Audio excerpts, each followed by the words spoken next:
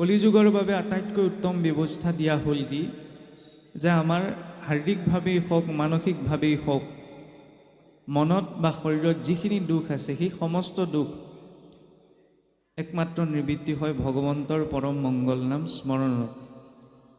আৰু কলিযুগৰ বাবে আটাইতকৈ আশ্চৰ্যকৰ দিশো ভাগৱতে এটা কথাই প্ৰকাশ কৰিছে যে সুলভম ভগৱন নাম জিহ্বেশ বশৱৰ্তিনী তথাপি নৰকম য়ান্তি কিমাশ্চৰ্য হৈতুকম।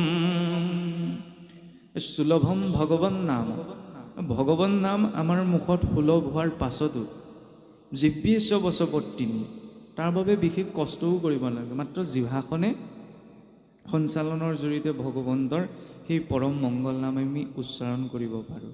কিন্তু তাৰ পাছতো যদি আমি নৰকগামী হ'বলগীয়া হয় তেতিয়া বোলে সংসাৰত ইয়াতকৈ আৰু আশ্চৰ্যকৰ একো ঘটনা থাকিব নোৱাৰে আধ্যাত্মিক দৃষ্টিৰে। কাৰণ ভগৱান নামত ইমান শক্তি আছে। আৰু বিশেষকৈ কলিযুগৰ মাহাত্ম্যৰ বিষয়ে যদি আমি ক'বলৈ যাওঁ, যদিও আজিৰ যুগৰ সাপেক্ষত চাৰিওফালে অনীতি হিংসা বিভিন্ন ধৰণৰ অসামাজিক কৰ্মই চাৰিওফালে আগুৰি ৰাখিছে বা ক্ৰমাৎ বিভিন্ন ধৰণৰ অসামাজিক কৰ্ম বৃদ্ধি পাবলৈ ধৰিছে। আগতে অসুৰেও কিবা এটা পদ পাবলৈ বহু বছৰ কাল তপ সাধনা কৰিছিল, হয়নে? হিৰণ্যাক্ষ, হিৰণ্যকশিপু, বৃষপৰ্বা, এইটো কিমান ডাঙৰ ডাঙৰ দৈত্য আছিল, কিন্তু তেওঁলোকেও যদিও অধৰ্মৰ মাৰ্গেৰে কিবা এটা পদ পাবলৈ তপ আৰু সাধনা কৰিছিল। কিন্তু আজি আমাৰ মাজত তপ আৰু সাধনা নাই বুলি আমি ক'ব নোৱাৰোঁ, কিন্তু সেইটো পৰ্যায়ত আমাৰ তপ সাধনা আজি নাই।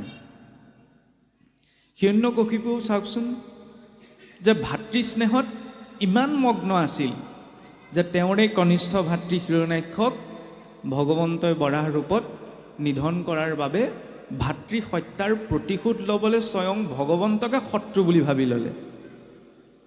কি তাৰ বিপৰীতে আজি কলিযুগৰ ব্যৱস্থা চাওকচোন, একে ভাই ককাইৰ মাজত কিন্তু বহু ক্ষেত্ৰত মিলাপ্ৰীতি নাই। আগতে দৈত্যয়ো যি ভাতৃস্নেহৰ বাবে ভগৱন্তক শত্ৰু বুলি ভাবিছিল, কি তাৰ বিপৰীতে আজি এটা প্ৰতিচ্ছবি। হিৰণ্যাক্ষয়ো স্বৰ্গজয় কৰি আনি ইন্দ্ৰৰ ৰাজমুকুটটো আনি নিজ মাতৃৰ চৰণত দিছিল। কিন্তু কেতিয়াবা কিছুমান ক্ষেত্ৰত যদি আমি নিউজ পেপাৰখনেই চাওঁ, যিকোনো এটা দিশলৈ চাওঁ, যে কোনো পিতৃ মাতৃৰ প্ৰতি কৰা বেয়া ব্যৱহাৰেই হওক বা কটু বাক্যই হয়, সেই ব্যৱহাৰটোৱে কিন্তু সম্পূৰ্ণ বিপৰীত প্ৰতিচ্ছবি এখন এই যুগত আমাক দেখুৱায়। বৃষপৰ্বা দৈত্যৰ ৰজা আছিল যদিও কাহানিও তেওঁ নিত্যকৰ্মক ত্যাগ কৰা নাছিল। আৰু নিত্যকৰ্ম মানে আমাৰ কৰণীয়খিনি ৰাতিপুৱা শুই উঠি গা পা ধুই খোৱা বোৱা এইখিনিকে নুবুজায়। নিত্যকৰ্মৰ এটা প্ৰধান অংগ হৈছে ঈশ্বৰ উপাসনা। আমি জ্যেষ্ঠসকলক ঈশ্বৰ উপাসনাৰ বিষয়ে নকওঁ, এইকাৰণেই নকওঁ তেওঁলোকে জীৱনৰ এটা অভিজ্ঞতাপুষ্ট সময়সীমা পাৰ কৰিছে। বিশেষকৈ আমাৰ ডেকাচামৰ মাজত ঈশ্বৰ উপাসনাৰ সংখ্যা কিন্তু কম। ঈশ্বৰ উপাসনা মানে এনেকুৱা নহয় যে পুৱা গধূলি অধাই নামকে গাই থকা, যিখিনি নীতি নিয়ম তাকে আচৰণ কৰি থকা। পুৱা গধূলা অন্ততঃ ঈশ্বৰ চিন্তনৰ ব্যৱস্থা এটা লাগে। দৈত্যসকলেও যিটো নিত্যকৰ্ম এৰি দিয়া নাছিল, আজি কিন্তু বহু ক্ষেত্ৰত আমি এৰি দিলোঁ। নহ'লেনো সন্ধ্যা লাগিল মাত্ৰ প্ৰতিঘৰ গৃহতে ঘোষা এফাকি গোৱাৰ শব্দ অন্ততঃ শুনিব লাগিছিল, কিন্তু আজিৰ সেইটো ব্যৱস্থা নাই। আমি এইকাৰণেই এইখিনি কথাৰ পৰা আৰম্ভ কৰিছোঁ, কাৰণ আজিৰ সময়ত এইখিনি কথা কম বেছি পৰিমাণে প্ৰাসংগিক হৈ পৰিছে। তেনেদৰে চাবলৈ গ'লে পূৰ্বৰ সত্যত এটা দাপৰ যুগৰ পৰিপ্ৰেক্ষিতত কলিযুগৰ সম্পূৰ্ণ বিপৰীত এখন প্ৰতিচ্ছবি। আন এক দৃষ্টিৰে চাবলৈ গ'লে কলিযুগতকৈ আকৌ উত্তম যুগো নাই। কিয় নাই? কাৰণ পূৰ্বৰ যুগসমূহত তপ জপ যজ্ঞ ধ্যান কৰি চাওকচোন, ঋষিমুনিসকলে হাজাৰ হাজাৰ বছৰ পাৰ কৰাৰ পাছতে ভগৱন্তক প্ৰাপ্ত কৰিব পাৰিছিল। কলিযুগৰ বাবে ইমান কঠিন ব্যৱস্থা নাই। আৰু আমি মনুষ্য জীৱনটোতো যদি চাওঁ, সত্যত এটা দাপৰ কলি, এই চাৰি যুগৰ ব্যৱস্থাটো আমি নিজৰ শৰীৰতো চাব পাৰোঁ। সত্য যুগে ধ্যান, চাওকচোন মনুষ্য জীৱনটোতো সেইবাবে চাৰি আশ্ৰমত ভাগ কৰা হৈছে। ব্ৰহ্মচৰ্য, গাৰ্হস্থ্য, বানপ্ৰস্থ আৰু সন্ন্যাস। সত্যযোগে ধ্যান। প্ৰথম আমি জন্ম গ্ৰহণ কৰিলোঁ মাতৃ গৰ্ভৰ পৰা, তাৰ পাছত অকণমান জনা বুজা হ'লগৈ, অ আ ক খ শিকিছে, শিক্ষা অৰ্জন। গুৰুৰ পৰা প্ৰয়োজনীয় শিক্ষা অৰ্জনৰ অৱস্থা হৈছে ব্ৰহ্মচৰ্য। সেইখিনি সময়ত ধ্যান লাগিব। যদি বিদ্যা অৰ্জনত, জ্ঞান অৰ্জনত আমাৰ ধ্যান নাথাকে জীৱনৰ সেই আদিম কালত, তেতিয়াহ'লে পাছৰ জীৱনত সেই বিদ্যা আৰু জ্ঞানৰ প্ৰয়োগৰ জৰিয়তে মনুষ্য জীৱনটো সুশৃংখলিত হ'ব নোৱাৰে। সেইবাবে চাওকচোন, সত্যযুগত ধ্যান যিকোনো কৰ্ম কৰোঁতে আমি কৈ থাকোঁ নে, ছাত্ৰানাং অধ্যয়নং তপ। ছাত্ৰ অৱস্থাত আমাৰ মূল উদ্দেশ্য আৰু কৰ্ম হৈছে কি? ধ্যান দি নিজৰ প্ৰয়োজনীয় সকলো দিশ জানি বুজি লোৱাটো। ত্ৰেতাত যজ্ঞ বৈ বিষ্ণু, যজ্ঞ বৈ কৰ্ম, যজ্ঞ বৈ শ্ৰেষ্ঠানম কৰ্ম। যজ্ঞই বোলে শ্ৰেষ্ঠ কৰ্ম। কেৱল ঘৃতাহুতি দিয়াটোৱেই যজ্ঞ কৰ্ম নহয়, যজ্ঞই কৰ্মকো বুজায়। জ্ঞান অৰ্জন কৰিলে, নহয়নে? জ্ঞান অৰ্জন কৰিবলৈ হ'লে প্ৰয়োজনীয় বস্তুটো হৈছে কি? ধ্যান। চকুমুদি বহি থকাটোৱে ধ্যান নহয়, যিটো আমি ইংৰাজীত ক'বলৈ গ'লে কনচেনট্ৰেশ্যন বুলি কওঁ, একাগ্ৰতা। সেই ধ্যানটো থাকিলেহে প্ৰয়োজনীয় বিদ্যা জ্ঞান অৰ্জন কৰাটো সম্ভৱ হ'ব। ইয়াৰ পাছত আহিলে ত্ৰেতা যুগে যজ্ঞ, কৰ্মৰ যুগ। ব্ৰহ্মচৰ্যৰ পাছত তেওঁ গাৰ্হস্থ্যত প্ৰৱেশ কৰিলে। কৰ্ম কৰিবই লাগিব। খালি কৰ্ম কৰাৰ আটাইতকৈ উত্তম বিধানটো কি? হে ৰাম যত কৰ্ম সবে বন্ধ,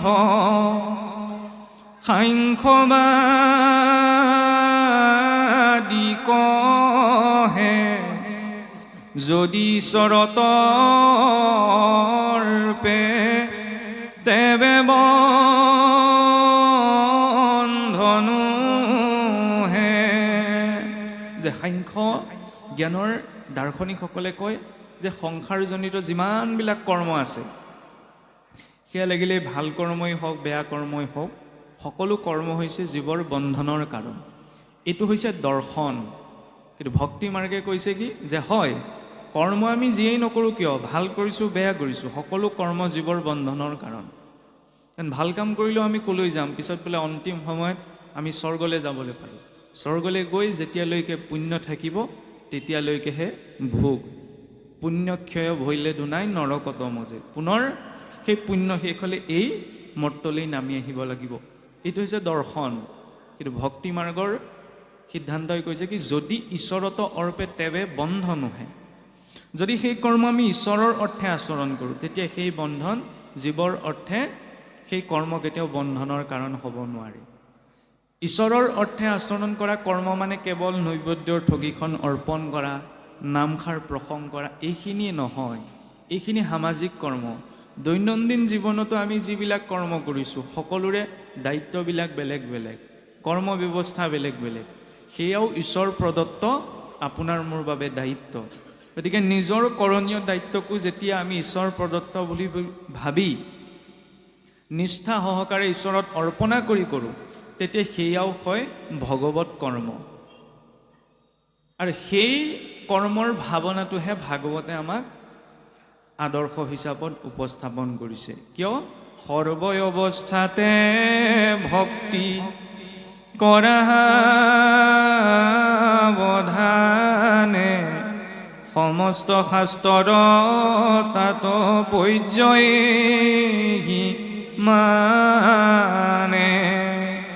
সকলো অৱস্থাতে ভক্তি, সেইটো হৈছে সৰ্বশাস্ত্ৰ সন্মত সিদ্ধান্ত। কেনেদৰে কৰিম? নিজৰ দায়িত্ব কৰ্ম হ'ব ঈশ্বৰৰ অৰ্পণাৰ জৰিয়তে। সেইবাবে ত্ৰেতাত যজ্ঞ, দাপৰত কি আহিলে? পূজা, সেই কৰ্মৰ বিশ্লেষণ। গাৰ্হস্থ্যৰ পাছত বানপ্ৰস্থত যেতিয়া প্ৰৱেশ কৰিব, চাবচোন, যেতিয়া গৃহ আশ্ৰমখনত প্ৰৱেশ কৰি গৃহ আশ্ৰমখনৰ যাৱতীয় যিখিনি সাধাৰণ দায়িত্ব, যে ঘৰ দুৱাৰ বনোৱা বা সন্তান উপাৰ্জন কৰা ইত্যাদি, এই কৰ্মৰখিনিৰ পৰা এজন ব্যক্তি যেতিয়া ক্ৰমাৎ সাধাৰণ অৰ্থত আজৰি হয়গৈ, তেতিয়া তেওঁ চিন্তা কৰে যে এতিয়া আৰু এফালৰ পৰা মোৰ কিছুমান দায়িত্ব শেষ হৈছে। তেতিয়া তেওঁ আত্মচিন্তনত আগবাঢ়ে। আগচোৱা আত্মচিন্তনত ইমান সহজভাৱে নোৱাৰে, কাৰণ সময় নাপায় আজিৰ যুগততো বিশেষকৈ। গতিকে পূজাৰ সময়, পূজাত কি কৰা হয়? পূজা মানে কেৱল ফুল তুলসী দি থকাটো এইটো পূজা নহয়। পূজা সেইটো মাধ্যম, যিটো মাধ্যমৰ জৰিয়তে আমি ভগৱন্তৰ সৈতে যুক্ত হওঁ। যিদৰে অতিথি এজন আমাৰ গৃহলৈ আহিলে আমি কি কওঁ, নতুনকৈ যেতিয়া অতিথি এজনক দেখোঁ, বোলে হয় পালেহিনে, মাতষাৰ দিলোঁ, হাত মুখ ধুবলৈ ঘটিটোত পানী এঘটি উলিয়াই দিলোঁ, বোলে আহক আহক, আহি পেলাই বহিবলৈ দিলোঁহি, নহয়নে? বহাৰ পিছত আমি চাহকণ দিলোঁ, তামোল দিলোঁ, জলপান দিলোঁ, এইটো ব্যৱস্থা। এতিয়া পূজাটো কি কৰা হয়? পূজা মানে সাংঘাতিক কিবা এটা নহয়। ভক্তজনে সন্মুখৰ আসনত ভগৱন্ত আছে বুলি ভাৱনা কৰিলে। কেনেদৰে ভাৱনা কৰিব? ভাৱগ্ৰাহী জনাৰ্দন। যুক্তি তৰ্কৰে আমি ভগৱন্তক জানিব নোৱাৰোঁ। তেওঁক জনাৰ আটাইতকৈ উত্তম ব্যৱস্থাটো হৈছে ভাৱ। ভক্তজনে যেতিয়া ভগৱন্তৰ সেই আসনৰ সন্মুখত বহে, তেতিয়া তেওঁ ভাৱ কৰিবলৈ যে সন্মুখত ভগৱন্ত আহি বহিছেহি। বহাৰ পাছত কি কৰিব? তেওঁ স্বাগতাৰ্থে, যদি তেওঁ গন্ধপুষ্প, স্বাগতাৰ্থে ইদং পুষ্পম, ইমানখিনি ক'বলৈ যে গন্ধপুষ্প দিয়ে, প্ৰভু তোমাক স্বাগতম জনাই এই গন্ধপুষ্পপাত দিছোঁ। ভৰি ধুবলৈ জল, সেইটোকেইটো চাওকচোন, ভাগৱতৰ আৰম্ভণিৰ পৰা শেষলৈকে কোনোবা এজন ঋষি কাৰোবাৰ ওচৰলৈ আহিছে, কি বুলি আৰম্ভ কৰিছে? যে পাদ্য অৰ্ঘ্য আচমনিয়ে পুজিলা সৰৰ্ঘে। এই যে পাদ্য অৰ্ঘ্য আচমনি, এই তিনিটা কি বস্তু? ভগৱন্তৰ আগমনেই হওক, ঋষিসকলৰ কোনোবা সন্ত মহন্তৰ আগমনেই হওক, ভাগৱতৰ প্ৰতিটো শাৰীতে এটা প্ৰসংগ আহে যে পাদ্য অৰ্ঘ্য আচমনি দি তেওঁক বোলে অৰ্চনা কৰিলে। পাদ্য মানে ভৰি ধোৱা জল, অৰ্ঘ্য মুখ ধোৱা জল হৈছে অৰ্ঘ্য, আচমন মুখ প্ৰক্ষালন কৰা জল হৈছে আচমন। চাবচোন, আমাৰ দীক্ষিত বৈষ্ণৱসকলে কি কৰে? মুখখন কিবা এটা খোৱাৰ আগত বা খোৱাৰ পাছত 3 বাৰ প্ৰক্ষালন কৰে। কিয়? সংসাৰত 3 তাপ আছে, আধি দৈবিক, আধি ভৌতিক আৰু আধ্যাত্মিক। সেই ত্ৰিতাপৰ নিবৃত্তি হয় সেই 3 বাৰ আচমনত, 3 বাৰ জলপান কৰোঁতে। সেইটো হৈছে দৰ্শন। পাদ্য অৰ্ঘ্য আচমনি দি ভগৱন্তক সাধ্য অনুসাৰে ধূপ, তৈল, প্ৰদীপ, তেলৰ চাকি গছৰটো ভগৱন্তৰ প্ৰয়োজন নাই, কিন্তু কিয় দিয়ক? সেয়া ভক্তজনৰ ভাৱ, ধন্যবাদ হিচাপে ভগৱন্তক অৰ্পণ কৰে। সেইখিনিৰ বিশ্লেষণ কেতিয়া আহিব? ত্ৰেতাত। সেইবাবে ত্ৰেতাৰ যুগ ধৰ্ম কি? পূজা। কলিত শৰীৰ কীৰ্তন বিনাই আউৰ নাহিকে দুজা। এই চকুৰে যেতিয়া দেখিবলৈ লাহেকৈ কম হ'বগৈ, শৰীৰজনিত যেতিয়া ব্যাধিবিলাকে লগ দিবগৈ, তেতিয়া আৰু এই ধ্যান, যজ্ঞ, পূজা এইখিনি আচৰণ কৰাৰ এনেকুৱা এটা পৰ্যায় আহি পৰে, আচৰণ কৰাৰ সামৰ্থ্যতা শৰীৰত নাথাকেগৈ। সেইকাৰণে অন্তিমত শ্ৰেষ্ঠ ধৰ্ম কি দিলে? কলিত নাম। চাবচোন, এতিয়া 3য় স্কন্ধত প্ৰসংগ ওলাবগৈ। কেতিয়াবা মনুষ্য জীৱনত এনেকুৱাও দিন আহে যে যি পুত্ৰ ভাৰ্যাৰ অৰ্থে গোটেই জীৱনটো ধৰি লওক উদযাপন কৰা হ'ল, কিন্তু যেতিয়া বৃদ্ধকালত একেবাৰে অৱস হৈ পৰা যায়, সেই পুত্ৰ ভাৰ্যাই বোলে গেঙেৰণি দিয়ে। আমাৰ একদম সহজ ভাষাত ক'বলৈ গ'লে এইটো আমি আশা কৰা নাই, কিন্তু কেতিয়াবা যে দেখা যায়। কিয়? সেইটো সংসাৰৰ প্ৰকৃতি। গতিকে সেইখিনি সময়ত আপোনাৰ নিজৰ মনটোও অৱস হৈ পৰিবগৈ কিবা এটা প্ৰয়োজনীয় বস্তু বিচাৰিবলৈ, আৰু আমাৰ আশে পাশে থকা ইষ্ট মিত্ৰ কুটুম্ব পৰিয়ালৰ লোকসকলো হয়তো অসমৰ্থ হ'ব পাৰে, কাৰণ এজন ব্যক্তিৰ লগতে লাগি থাকিবলৈ আজিৰ যুগত বিশেষকৈ কাৰো সময় নাই। সেইটো আমি ক'বই নালাগে, চকুৰে আমি সকলোৱে দেখিছোঁ। তেতিয়াহ'লে সেইখিনি সময়ত একমাত্ৰ সাধন ভগৱন্তৰ নামেই। যেতিয়া আমি এটা সিদ্ধান্ত স্পষ্ট যে আপুনি মই জীৱনত ভাল মানুহ হ'ব পাৰোঁ, বেয়া মানুহ হ'ব পাৰোঁ, ধাৰ্মিক অধাৰ্মিক হ'ব পাৰোঁ, জ্ঞানী হ'ব পাৰোঁ, অজ্ঞানী হ'ব পাৰোঁ, এইবিলাক আমাৰ স্বভাৱগত প্ৰকৃতি। কিন্তু প্ৰত্যেক মনুষ্যই জীৱনত সেইটো দিন পাব যিটো দিনত আমি অন্তিম শয্যাত পৰিব লাগিব। সেইটোতো ধ্ৰুৱ সত্য, নহয়নে? বাকী জীৱনত কি পাওঁ নাপাওঁ সেইবিলাক আমাৰ নিজৰ কৰ্ম ব্যৱস্থাৰ কথা। সেই দিনটো যেতিয়া আমাৰ জীৱনলৈ আহিবই, গতিকে সেই অৱস্থাটোৰ সন্মুখীন হ'বলৈ প্ৰয়োজনীয় সাধনকণ গোটাই দিয়ে ভাগৱতে। অন্ধ মানুহ এজনে যেতিয়া প্ৰথম দেখিবলৈ আৰম্ভ কৰে, তেতিয়া চাবচোন, তেওঁ প্ৰথম পৰিত্যাগ কৰে সেই লাখুটিডালৰ, যিডাল লাখুটিক ধৰি আজি অতদিনে তেওঁ ঘূৰি ফুৰিছিল। নতুনকৈ যেতিয়া তেওঁ চকুৰে দেখিবলৈ আৰু প্ৰথমতে লাখুটিডালক পেলায়। ঠিক তেনেদৰে সংসাৰৰ প্ৰকৃতিও এনেকুৱা। সংসাৰত আমি যাক আশ্ৰয় কৰি আছোঁ, যিদিনা তাতকৈ অধিক কিবা এটা পাই যাম, প্ৰথম সেই আটাইতকৈ ওচৰত থকা জনেৰে পৰিত্যাগ হয়। এইটো আটাইতকৈ কঠিন বাস্তৱ। আৰু সেই বাস্তৱতাটোত পৰি যাতে আপুনি মই হায়ৈ বিয়ৈ কৰি কান্দিব লগা নহয়, তাৰ বাবে মানসিকভাৱে প্ৰস্তুত কৰে ভাগৱতে। এটা কথা ঠিক, ভাগৱতে আমাক ধনো নিদিয়ে, মানো নিদিয়ে, পদো নিদিয়ে, মৰ্যাদাও নিদিয়ে, সম্পত্তিও নিদিয়ে, একো নিদিয়ে। সেইকাৰণে ভাগৱতৰ আৰম্ভণিতে কৈছে যে ভাগৱত কি? পৰীক্ষিত মুখ্য কথা দ্বাদশ স্কন্ধৰ। যে এজন ব্যক্তি মহাৰাজ পৰীক্ষিত, তেওঁৰ মুখ্য কথা, মুখ্য মানে কি মৃত্যুৰ পাছত যিটো সদগতি। ভাগৱতত কাৰ বিষয়ে কোৱা হৈছে? আমি ইয়াত কৈছোঁ যে ইয়াত জ্ঞান আছে, বিজ্ঞান আছে, তদংগ আছে, ৰহস্য আছে, এয়া ভাগৱতৰ তত্ত্ব কথা। কিন্তু মূলতঃ 12 স্কন্ধ ভাগৱতে কাৰ কথা কৈছে? মহাৰাজ পৰীক্ষিতৰ মুখ্য কথা। তেতিয়াহ'লে ভাবি চাওকচোন, ভাগৱতৰ আৰম্ভণিৰ পৰা শেষলৈ তেতিয়াহ'লে এজন ৰজাৰ কেনেকৈনো তেওঁ মুক্তি পাইছিলে সেই বিষয়েতো বিশ্লেষণ আছে। গতিকে তাৰ পৰানো আমাৰ শিকিবলগীয়া কি আছে? জীৱনৰ আটাইতকৈ শিকিবলগীয়াখিনি তাৰ পৰাই আছে। কিদৰে আছে? মহাৰাজ পৰীক্ষিতৰ মৃত্যু চাওক, যে তেওঁ 7 দিন 7 ৰাতিৰ ভিতৰত তক্ষকে দংশন কৰিব বুলি অভিশাপ পাইছে। আৰু সেইমতে শুকদেৱৰ ওচৰত তেওঁ 7 দিন 7 ৰাতি ভাগৱত শুনাৰ পাছত তক্ষক আগমন ঘটিছে আৰু তক্ষকে তেওঁক দংশন কৰিছে। তাৰ পাছতহে তেওঁক কিন্তু শৰীৰ এৰিছে। তেতিয়াহ'লে আপুনি মই ইমান ভাগৱত শুনি থকাৰ কি লাভ? যদি জীৱনত পাব লগাটো পাবলগীয়াই আছে। ৰজা পৰীক্ষিতক তক্ষকে দংশন কৰিব বুলি অভিশাপ পাইছিলে, তক্ষকে গৈ তেওঁক দংশন কৰিলে আৰু সেইমতেই তেওঁ মৃত্যুক আঁকোৱালি ল'লে। তেতিয়াহ'লে চাবলৈ গ'লে ভাগৱত শুনি কি লাভ হ'লনো? একোতো লাভ নহ'ল। কিন্তু তাৰ অন্তৰ্দৰ্শনতে আমি লাভটোক বিচাৰি পাওঁ। মহাৰাজ পৰীক্ষিতে মৃত্যুক সেই ভয় ৰূপত গ্ৰহণ কৰা নাছিল।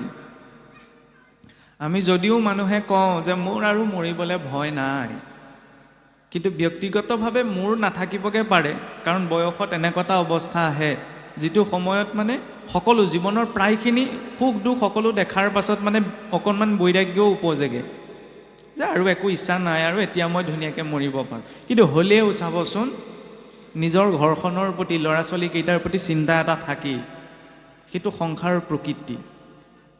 আৰু সেই ভয়টো থকাৰ বাবে সাধাৰণ জীৱৰ মুক্তি সম্ভৱ নহয়। মিছা বিষয়ক মাত্ৰ কৰে অভিলাষ, সিহেতু নেদেখে নৰে আপোন বিনাশ।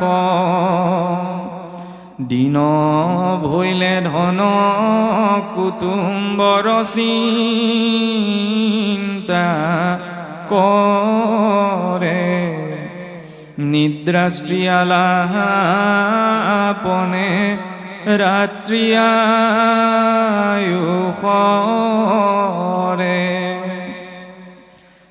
শুনিবলৈ বেয়া হ'লেও আমি সকলো বিষয়তে আছোঁ। বিষয়ত এৰি পেলাই জীৱনটো যাপন কৰা সম্ভৱ নহয়। সংসাৰ প্ৰকৃতিটো কি?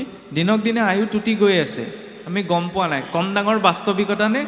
দিনক দিনে দিন বাগৰি গৈ আছে, ঘণ্টাৰ পাছত ঘণ্টা বাগৰি গৈ আছে, কাৰণে আমি মৰিবলৈকে গৈ আছোঁ, কিন্তু আমাৰ সেইটো চেতনাত নাই। সংসাৰ আটাইতকৈ কঠিন সত্য এইটোৱেই যে আমি সকলো জীৱ মৰিবলৈ আগবাঢ়ি আছোঁ, কিন্তু আমাৰ সেইটো চেতনা নাই যে মৰিবলৈকে গৈ আছোঁ। আজিৰ দিনটো পাৰ হৈ গ'ল আৰু অনন্ত কোটি জীৱন ভ্ৰমণ কৰিলেও এই দিনটো আকৌ জীৱনত কাহানিও ঘূৰি নাহে। কম ডাঙৰ কথা নে? ইয়াতকৈ আৰু চমৎকাৰ কি হ'ব পাৰে যে ঈশ্বৰে আপোনাক মোক জীয়াই থাকিবলৈ ইমান এটা দীঘলীয়া সময় দিছে। গতিকে এইকণ সময় আমি চিন্তা কৰিবলৈ দিছে। অন্য জীৱ আৰু মানুহৰ মাজত এইখিনিতেই পাৰ্থক্য। অন্য জীৱ ইমান চিন্তা কৰিব নোৱাৰে, ইমান ভাবিব নোৱাৰে, কিন্তু মানুহে পাৰে। মানুহৰ মনুষ্যত্ব এইখিনিতেই, নহয়নে? মনুষ্যত্বৰ প্ৰকাশ কাৰোবাক ধমকি দিয়াত, কাৰোবাৰ সৈতে যুক্তি তৰ্ক কৰাত, ক'ৰবাত কিবা ৰণ জয় কৰাত পুৰুষাৰ্থ নাই। পুৰুষাৰ্থ ক'ত আছে? আমি নিজক শান্ত এটা স্থিতিত জীৱনটোত ৰাখিব পাৰিছোঁনে নাই পৰা। কাৰণ জংঘলতো যিবিলাক জীৱ আছে নিজ নিজ স্থিতিত সদায় শান্ত। কাহানিও সিংহ, বাঘ, মেকুৰী, কুকুৰ এইবিলাকৰ মাজত প্ৰয়োজনীয় বস্তুখিনি লৈ কাহানিও হুলস্থুল হোৱা আমি দেখা নাপাওঁ। হুলস্থুল হয় একমাত্ৰ মনুষ্যৰ মাজত, কাৰণ মনুষ্য হৈছে অতৃপ্ত। অতৃপ্ত হোৱাটো স্বাভাৱিক যে আমি চঞ্চল ইন্দ্ৰিয়সমূহ লৈ আছোঁ। এতিয়া এই চঞ্চল ইন্দ্ৰিয়সমূহক লেকামডাল লাগে। কিয় লেকাম লাগে? কাৰণ আপোনাৰ গৃহত যদি কাম কৰিবলৈ, শুনিবলৈ এইটো অকণমান অশোভনীয় হ'ব পাৰে, কিন্তু বুজাবলৈহে ব্যৱহাৰ কৰা হৈছে। আপোনাৰ গৃহত যদি আপোনাৰ যাৱতীয় কামত সহায় কৰিবলৈ আপুনি ব্যক্তি এজনক নিয়োগ কৰি ৰাখিছে, তেতিয়াহ'লে সেই ব্যক্তিজনে নিশ্চয় আপোনাৰ মতেই চলিব লাগিব, নহয়নে? কিবা এটা কৰিবলৈ গ'লে সহায় কৰি দিব লাগিব। কিন্তু সেই কামত নিয়োগ কৰা ব্যক্তিজনে যদি আপোনাৰ কথা নুশুনি নিজৰ মতে কৰে, তেতিয়া বাৰু আপুনি পৰাধীন হৈ নপৰিবনে? আপুনি ভাল পাবনে? কেতিয়াওতো নাপায়। বুলিব মইহে মোৰ এই কামখিনি সহায় কৰিবলৈ ৰাখিছোঁ, এওঁচোন মোৰ কথা নুশুনা হৈ পৰিলে। ঠিক তেনেদৰে এই বাহ্যিক জগতখনত যিদৰে আমি স্বাধীনতাটো বিচাৰোঁ, সেই স্বাধীনতাটো আন্তৰিক জগতখনতো প্ৰয়োজন। কেনেদৰে? কাৰণ মই আৰু মোৰ ইন্দ্ৰিয়সমূহ হৈছে মোৰ চাকৰ।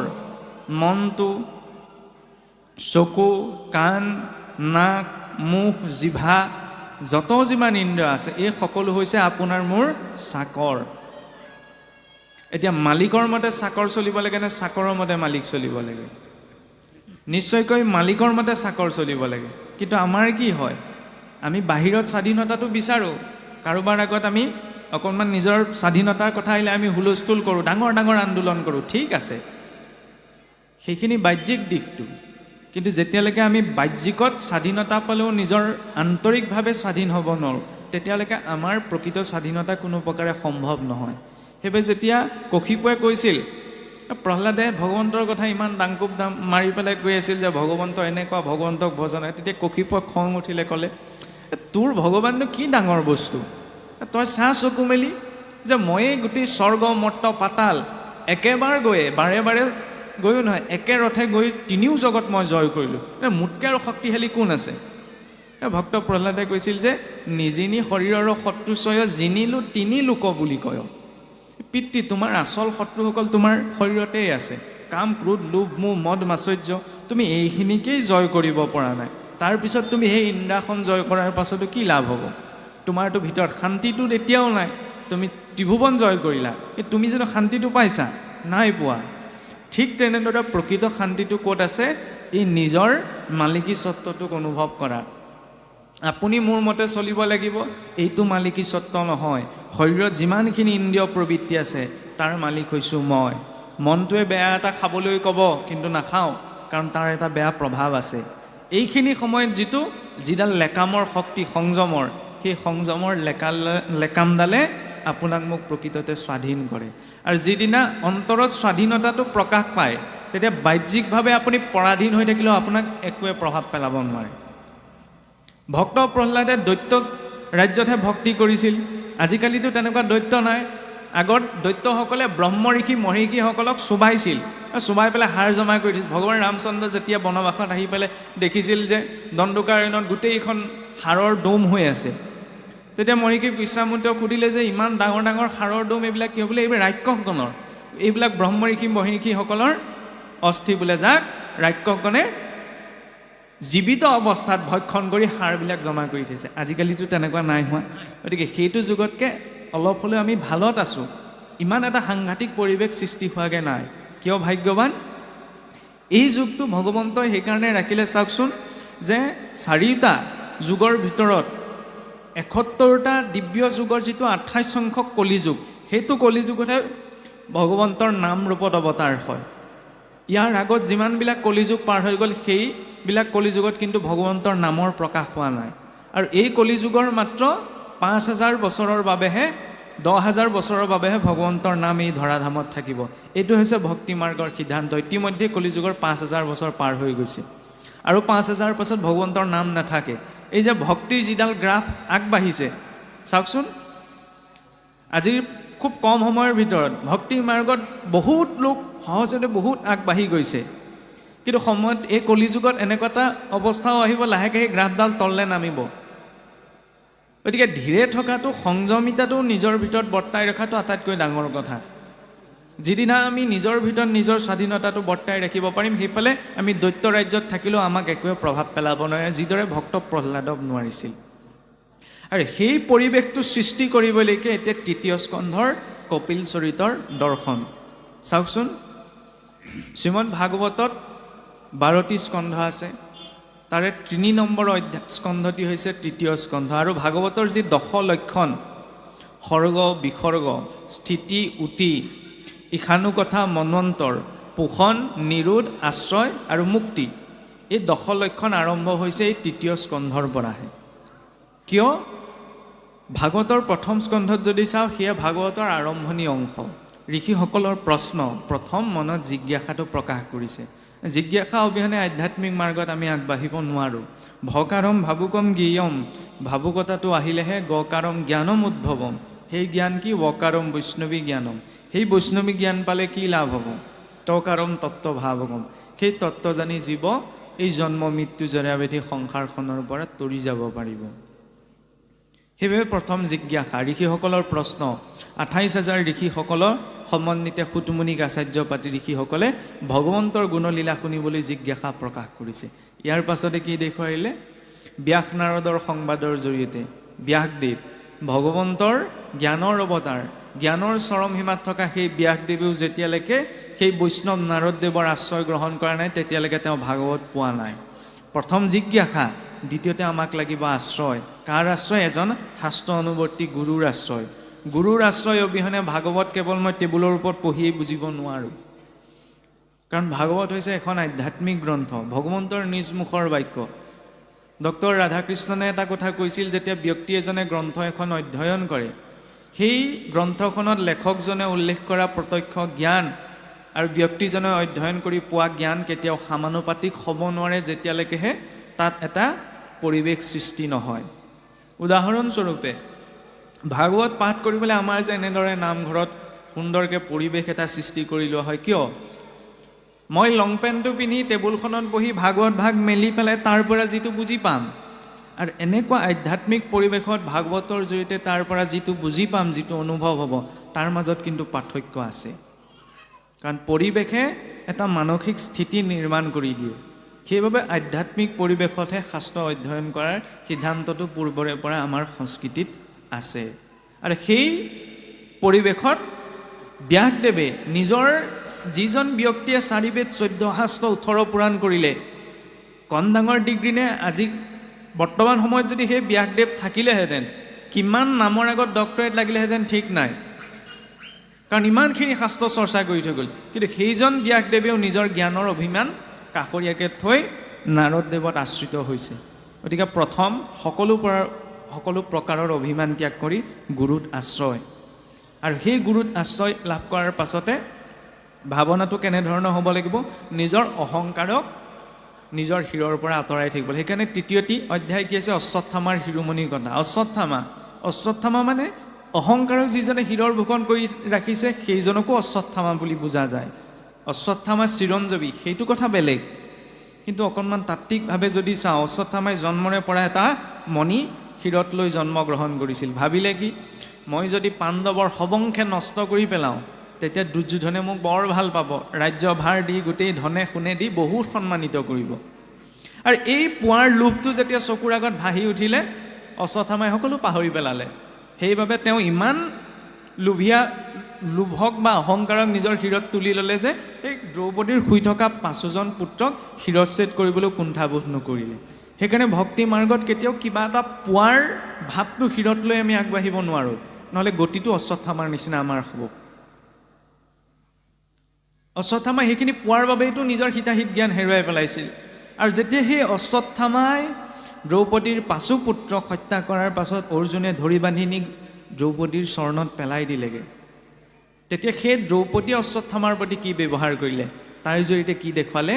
যে ভাগৱত মাৰ্গত প্ৰথম জিজ্ঞাসা, দ্বিতীয়তে গুৰুৰ আশ্ৰয়, তৃতীয়তে অহংকাৰ ত্যাগ, আৰু চতুৰ্থতে কি হ'ব লাগিব? নিজৰ অন্তৰৰ বিনয়ী ভাৱটো ইমান গভীৰ হ'ব লাগিব যে তাৰ প্ৰত্যক্ষ প্ৰতিনিধিত্ব কৰিছে আই দ্ৰৌপদীয়ে। যেতিয়া অশ্বত্থামাক ধৰি বান্ধি নি তেওঁ চৰণত পেলাই দিলেগৈ, তেতিয়া সেই গুৰুপুত্ৰৰ সেই অৱস্থাটো দেখি আই দ্ৰৌপদীয়ে ক'লে কি যে হাহাকাৰ কৰি গুৰুৰ পুত্ৰৰ প্ৰণামিলা পাৱচুই, মেলা মেলা বান্ধ ইহান দুখেহে অধিকে উধাই জুই। হাহাকাৰ কৰি গুৰুৰ পুত্ৰ, কম ডাঙৰ কথা নে? সেই মাতৃগৰাকী 5জন পুত্ৰক এজন ব্যক্তিয়ে হত্যা কৰিলে, আৰু সেই মাতৃগৰাকীয়ে গুৰুপুত্ৰ বুলি তেওঁক ক্ষমা কৰি দিছে। আজিৰ যুগত কাৰোবাক ঢকা এটা দিলেই গম পোৱা যায় কিমান ক্ষমা ভিতৰত আছে। মোকেই যদি ঢকা এটা আপুনি এনেই দিয়েহি, তেতিয়াহ'লে মই আপোনাক ওলোটাই এষাৰ নোখোৱাকৈ থাকিম নে? কিন্তু ভাগৱতৰ মাৰ্গত ক্ষমাৰ ভাৱনাটো চাওক। হাহাকাৰ কৰি গুৰুৰ পুত্ৰৰ প্ৰণামিলা পাৱচুই, মেলা মেলা বান্ধ ইহান দুখেহে অধিকে উধাই জুই, মই যেন মৰো পুৰীপুত্ৰ শোকে অগণি হিয়া দহয়, ইহান অৱস্থা দেখি সেহি মতে গৌতমী তেজীৱে জীৱ। যে আজি মই যিদৰে 5জন পুত্ৰক হেৰুৱাই যিটো দুখত দগ্ধ হৈছোঁ, এওঁ অৱস্থা যদি তেওঁৰ মাতৃয়ে গম পাবলৈ, তেতিয়া সেই মাতৃগৰাকীও কেনেকুৱা অৱস্থা। গতিকে এওঁক মেলি দিয়া, এওঁ গুৰুপুত্ৰ হয়, আমাৰ বাবে সন্মানীয়। ক্ষমাৰ ভাৱটো তেতিয়াহ'লে কিমান গভীৰ হ'ব লাগিব। বিদ্যা দদাতি বিনয়ম, বিনয়ম দদাতি পাত্ৰম, মনলৈ বিনয়ী ভাৱটো। সুতমুনিও 28,000 ঋষিৰে যেতিয়া ভাগৱত শুনি আছিল, যেতিয়া শুকদেৱে মহাৰাজ পৰীক্ষিতক ভাগৱত শুনাইছিল, তেতিয়া আগ কৰি শৌনকাদি ঋষিসকলো বহি আছিল। কিন্তু পোনপ্ৰথম অৱস্থাত সিমান এটা শ্ৰদ্ধা ভক্তি সহকাৰে নুশুনিলে। যেতিয়া মহাৰাজ পৰীক্ষিতে মুক্তি পোৱা দেখিলে, তেতিয়া শৌনকাদি ঋষিসকলে পুনৰ শুকদেৱক ক'লে যে প্ৰভু, আমি ইমান মন দি শ্ৰৱণ কৰিব নোৱাৰিলোঁ, গতিকে আপুনি আকৌ এবাৰ আমাক ভাগৱত কথা শ্ৰৱণ কৰাওক। তেতিয়া শুকদেৱে ক'লে যে মই দ্বিতীয়বাৰ আকৌ তোমালোকক ভাগৱত শ্ৰৱণ নকৰাওঁ, তোমালোকে সেই সুতৰ আশ্ৰয় লৈ যোৱা সুতমুনিক আচাৰ্য পাতি তোমালোকে ভাগৱত শ্ৰৱণ কৰা। সুতমুনি বহি আছিল একেবাৰে চুকত। আমিতো সকলোৱে জানো এইটো কথা বেলেগ। কিছুসকলে কয় যে সুতমুনিৰ জন্ম হৈছিল বোলে সুতকুলত, সেইকাৰণে সুতকুলীয়া বুলি কোৱা হয়। এইটো সমাজে গ্ৰহণ কৰি লোৱা, গঠন কৰি লোৱা এটা চিন্তা। কিন্তু সুত বুলি কোনোবা নিজ এজন ব্যক্তিক কোৱা হোৱা নহয়। সুত বুলি কাক কোৱা হয়? পুৰাণ ভাৰত যিটো জানয় সম্যক, তাহাকে বোলয় সুত শাস্ত্ৰৰ সন্মত। যিজনে অষ্টাদশ পুৰাণ, মহাভাৰত, ৰামায়ণৰ সম্যক জ্ঞান যিজনৰ আছে, তেওঁক কোৱা হয় সুত বুলি। আৰু সেই সুতক আচাৰ্য পাতি শৌনকাদি ঋষিসকলে নৈমিষাৰণ্যত ভাগৱত শুনিছিল। তেতিয়াহ'লে মনত বিনয়ী ভাৱটো কিমান হ'ব লাগিব। আমাৰ জীৱনলৈ এনেকুৱা দিন অহা নাই যে আমাৰ পুত্ৰক কোনোবাই হত্যা কৰিছে, আমি তেওঁক ক্ষমা কৰি দিবলগীয়া হৈছে। সৰু সৰু কথা কিছুমানত, কিয়নো ক্ষমা ভাৱটোৱে, সহনশীলতাই মানুহক ধৈৰ্যশীল বনায়। কোনোবাই কিবা এটা কথা ক'লে বুলি যদি মই সেই কাক কথা কৈছে বুলি খেদা মাৰি যাওঁ, তেতিয়াহ'লে সেইটো সাহসৰ চিন নহয়, সেইটো হৈছে পৰাধীনতাৰ চিন। যে নিজৰ ওপৰতে কোনোবাই বেয়াকৈ ক'লেই যেনিবা তেওঁৰ লগত মই বেয়া হ'মনে, এইটো হৈছে চিন্তা। ভাগৱতে আমাক সেইটো চিন্তা দিছে। সহনশীলতাই ভয়াতুৰ হোৱাটোক নুবুজায়, সহনশীলতাই ব্যক্তিজনক ধৈৰ্যশীল কৰায়। আৰু সেই ধৈৰ্য যদি জীৱনটোত থাকে, তেতিয়াহ'লে তেওঁ জীৱনটো শান্তিপূৰ্ণভাৱে যাপন কৰিব পাৰে। কিন্তু যিজন অধৈৰ্য, সৰু সৰু কথাতে খং কৰে, তেওঁ কেতিয়াও শান্তি অনুভৱ কৰিব নোৱাৰে। আৰু সেইবাবে সেই দয়াৰ ভাৱটো মনলৈ অনাৰ পাছতে দ্বিতীয়তে কি প্ৰয়োজন? ভগৱন্তৰ ওচৰত আমাৰ ভাৱটো কেনেকুৱা হ'ব লাগিব। কাৰণ বহুজনৰ বহু ভাৱ আছে। এতিয়া তৃতীয় স্কন্ধই কপিল প্ৰভুৱে পূৰ্বতে কৈ গ'ল যে 3 প্ৰকাৰৰ ভক্তি আছে, 3 গুণযুক্ত। তামসিক ভক্তি, কোনোবাই ঈশ্বৰক এনেকুৱাকৈ ভক্তি কৰে নাই, বোলে মোক আমুকত আজি বেয়াকৈ ক'লে, মই একো নকৰোঁ, কাইলৈ মই বৰনামঘৰত চাকি দিমগৈ, তেতিয়াহে তোৰ ওলাব। এই চিন্তাটো হৈছে তামসিক ভক্তি। ভগৱন্তই মোক কোনোবাই অহিত কৰিলে, তেওঁক আকৌ অহিত কৰিবলৈ ভগৱন্তই মোৰ ঠিকাটো লৈ থোৱা নাই নহয়। এইটো কি ভাৱনা যে মই আপোনাৰ অহিত চিন্তা কৰি আমুকত চাকি দিমগৈ, আমুকত শৰাই দিমগৈ। এইটো হৈছে তামসিক ভক্তি। তেওঁ ভগৱন্তৰ প্ৰতি ভক্তি আছে, কিন্তু চিন্তাটো যে তামসিক, সেইবাবে তাক কৈছে তামসিক ভক্তি। দ্বিতীয়তে ৰাজসিক ভক্তি। ৰাজসিক ভক্তি কি হয়? আমি কিবা এটা আশা কৰি ঈশ্বৰ ভক্তি কৰোঁ, যে প্ৰভু মোক এইটো এনেদৰে লাগিছিল, গতিকে মই তোমাৰ চৰণত সেৱাভাগ লৈছোঁ, তুমি যেন এই ইচ্ছাটো পূৰ্ণ কৰা। এইটো ৰাজসিক ভক্তি। আৰু সাত্বিক ভক্তি, সাত্বিক ভক্তিত কোনো ইচ্ছা নাথাকে।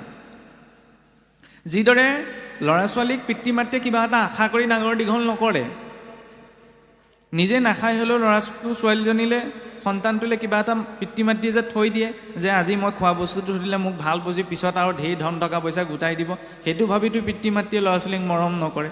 এই নিস্বাৰ্থ যিটো ভাৱ, সেই নিস্বাৰ্থ ভাৱটো যেতিয়া ভগৱন্তৰ সৈতে যুক্ত হয়, তেতিয়াহ'লে সেইটোক কোৱা হৈছে সাত্বিক ভক্তি। এতিয়া সাত্বিক ভক্তিৰ আটাইতকৈ শীৰ্ষ স্তৰৰ ভাৱটো কি? সেইটো কুন্তি স্তুতিৰে আমাক দেখুৱালে। যেতিয়া ভগৱন্ত দ্বাৰকালৈ একৈ যাবলৈ লৈছে, তেতিয়া সকলোকে ভগৱন্তই কিবা এটা দি গৈছে। তেতিয়া কুন্তিক ওচৰলৈ গৈ যেতিয়া ভগৱন্তই ক'লে যে মাতৃ তোমাক কি লাগে কোৱা, তেতিয়া আই কুন্তিয়ে কি ক'লে আমি সকলোৱে জানো, যে প্ৰভু হেহি আপদ মুহুৰ ভীমত, তোমাক চিন্তিবে পাওঁ যিটো আপদত। প্ৰভু মোক জীৱনত অলপ বিপদহে লাগে, কাৰণ যেতিয়ালৈকে সুখত থাকিম তোমাক পাহৰি থাকিম, বিপদ থাকিলে মই তোমাক স্মৰণ কৰিম। আমাৰ মানুহৰ আকৌ ওলোটা, আপুনি মোক কিবা এটা বেয়াকৈ ক'লে ন, শুই থাকোঁতেও মোৰ মনত পৰিব, ভগৱন্তৰ কথা আকৌ শুই থাকোঁতে মনত নপৰে সহজে। যিজনা ভগৱন্তই আপোনাক মোক ইমান এটা সুন্দৰ শৰীৰ দিছে, চলিবলৈ ইমান এখন বিনন্দীয়া সৃষ্টি দিছে, তেওঁক কিন্তু আমি পাহৰি থাকোঁ। কিন্তু কোনে কি কৈছে, কোনে কাৰ বিষয়ে কি কৈছে সেইটো আমাৰ মনত থাকে। কিন্তু সেই ভাৱনাটোত আমি ভক্তি মাৰ্গত আগবাঢ়িব নোৱাৰোঁ ভগৱন্তৰ ওচৰত। কাৰণ বিপদ বুলি প্ৰকৃততে কাক কোৱা হৈছে? বিপদো নৈব বিপদম সম্পদো নৈব সম্পদ বিপদস্মৰণম বিষ্ণু সম্পদ নাৰায়ণ স্মৃতি। বিপদ হৈছে ভগৱন্ত বিষ্ণুক পাহৰি থকা, আৰু সম্পদ হৈছে ভগৱন্তৰ বিষ্ণুক স্মৰণ কৰিব পৰাটো। সেইকাৰণে কোনোবা এটা অমংগলিক কৰ্মও মাংগলিক হৈ পৰে যদিহে তাত হৰিস্মৰণ হৈছে, আৰু কোনোবা এটা মাংগলিক কৰ্ম অমংগলীয়া হৈ পৰে যদি তাত ভগৱন্তৰ স্মৰণ হোৱাই নাই। কাৰণ তেওঁৰ ওচৰত গ্ৰেটিটিউড ভাৱটো থাকিব লাগিব, তেওঁ দিছে কাৰণে পাইছোঁ, নহ'লেতো আমি উশাহ এটা ল'বলৈও সামৰ্থ্যৱান নহয়, কেপাচিটি আমাৰ এইকণো নাই। তেতিয়াহ'লে সকলো কৰ্মৰ আগতে তেওঁৰ প্ৰতি কৃতজ্ঞতাৰ ভাৱটো লাগে। সেই কৃতজ্ঞতাৰ ভাৱটোৱে এই কুন্তি আইৰ যিটো ভাৱ যে প্ৰভু মোক সম্পদ নালাগে, পাৰিলে বিপদহে দিয়া, বিপদতো মই তোমাৰ স্মৰণ সুলভ হ'ব, তোমাৰ স্মৰণ সুলভ হ'লে তুমি মোৰ বাবে উপলব্ধ হ'বা, আৰু তেতিয়াহে আমি ভীষ্মৰ দৰে গতি পোৱা সম্ভৱ। সেইবাবে পঞ্চমতে কি আহিছে? ভীষ্মৰ মুখ্য উৎসৱ। ভাৰতীয় সংস্কৃতিটো এনেকুৱা এটা সংস্কৃতি য'ত মৃত ব্যক্তি এজনে মৃত্যুক পোৱাটোকো মুখ্য উৎসৱৰ লগত তুলনা কৰি দেখুৱাইছে। কিয়? কোনোবা এজন মানুহ মৰিছে, সেইটো আকৌ মুখ্য উৎসৱ কেনেকৈ হ'ল? পিতামহ ভীষ্মৰ জৰিয়তে হ'ব পাৰে। পিতামহ ভীষ্ম ইচ্ছা মৃত্যুৰ অধিকাৰী আছিল। তেওঁ যেতিয়াই বিচাৰে তেওঁ শৰীৰ এৰিব পাৰে। তেতিয়াহ'লে ভাবি চাওকচোন, আপোনাৰ মোৰ এই হাতৰ তলুৱাইদি যদি লোৰ শলা এডাল পাৰ হ'বলৈ হয় তেতিয়াহ'লে কিমান কষ্ট পাম। এতিয়াই মৰি থাকোঁ নিচিনা লাগিব। পিতামহ ভীষ্মৰটো প্ৰতিটো অংগইদি শৰে বিদ্ধ কৰি থৈছিল, 6 মাহলৈকে শৰসজ্জাত পৰি থাকিল। কিয়? প্ৰথম কথা, পিতামহ ভীষ্মই পূৰ্বতে এটা প্ৰতিজ্ঞা কৰিছিল যে মই প্ৰাণ দিবলগীয়া হ'লেও কেতিয়াও কুৰু বংশক ত্যাগ নকৰোঁ। আৰু সেই প্ৰতিজ্ঞা কৰাৰ বাবেই যেতিয়া দ্ৰৌপদীৰ বস্ত্ৰহৰণ হৈছিল, সেই অধৰ্মটো দেখি থকাৰ পাছতো পিতামহ ভীষ্মই কুৰু বংশৰ বা দুৰ্যোধনৰ বিৰোধিতা কৰিব নোৱাৰিলে, কাৰণ পূৰ্বতে তেওঁ প্ৰতিজ্ঞাবদ্ধ হৈ আছিল। কিয়? যে তেওঁ কোনো কাৰণতে কুৰু বংশক ত্যাগ নকৰে। আৰু যেতিয়াই দ্ৰৌপদীৰ বস্ত্ৰহৰণ হ'ল, সেইখিনিতে কুৰু বংশৰ পতনৰ আৰম্ভণি। আৰু তাৰ পৰা যে পিতামহ ভীষ্মই সেই দিনটোৰ পৰা দুৰ্যোধনৰ পাপৰ চাউলৰ ভাত খাই আহিছিল, আৰু সেই পাপৰ অন্ন খাই পেলাই শৰীৰত যিমান ৰক্ত নিৰ্মাণ হৈছিল, তাৰ এটোপাল কৰিলেকে যেতিয়ালৈকে সেই শৰীৰটোৰ পৰা নিৰ্গত হৈ শেষ হোৱা নাই, তেতিয়ালৈকে পিতামহ ভীষ্মই শৰীৰ এৰা নাই। কাৰণ তেওঁ জানে পাপৰে অৰ্জন কৰা অন্নৰ চাউল খোৱা ৰক্তৰে নিৰ্মিত এই শৰীৰটোত থাকি তেওঁ শুদ্ধ গতি পাব নোৱাৰে। সেইবাবে সেই ইচ্ছা মৃত্যুৰ অধিকাৰী পিতামহ ভীষ্ময়ো প্ৰথমতে সেই পাপ অন্নৰে নিৰ্মিত শৰীৰৰ এটুপকৈ সৰ্বোচ্চ তেজ নিৰ্গত হৈ যোৱাৰ পাছতহে শৰীৰ এৰিছে। তেতিয়াহ'লে চাওকচোন অন্ন বিচাৰটো কিমান ডাঙৰ। অন্ন বিচাৰ মানে আমুকৰ হাতে নাখাওঁ, তামুকৰ হাতে নাখাওঁ, এইটো নহয়।